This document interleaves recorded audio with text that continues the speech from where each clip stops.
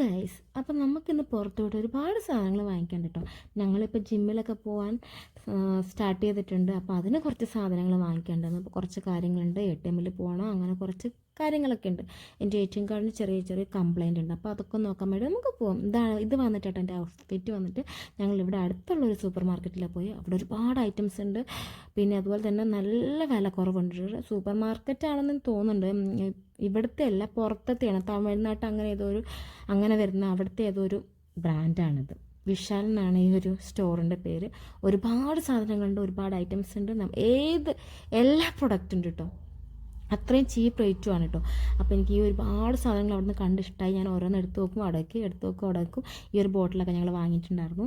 അതുപോലെ തന്നെ ഒരു ക്യൂട്ട് ബൗളൊക്കെ ഉണ്ടായിരുന്നു. അതൊക്കെ ഞങ്ങളിങ്ങനെ കുറേ നേരം നോക്കിയിട്ട് ഞങ്ങൾ അടുത്ത സെക്ഷനിലേക്ക് പോയിട്ടോ. പോകാൻ തോന്നുന്നില്ല, അത്രയും അടിപൊളിയായിട്ടുള്ള സാധനങ്ങളാണ് ഇവിടെ ഉണ്ടായിരുന്നത്.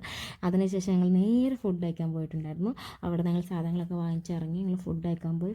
ഞാൻ മീൽസാണ് കഴിച്ചത്. എനിക്ക് മീൽസ് എന്ന് പറഞ്ഞാൽ അത്ര ഇഷ്ടമാണ്. എനിക്ക് 4 നേരം മീൽസ് കിട്ടി, അത്രയും സന്തോഷം. അങ്ങനെ ഞങ്ങൾ ഫുഡൊക്കെ കഴിച്ച് വീട്ടിൽ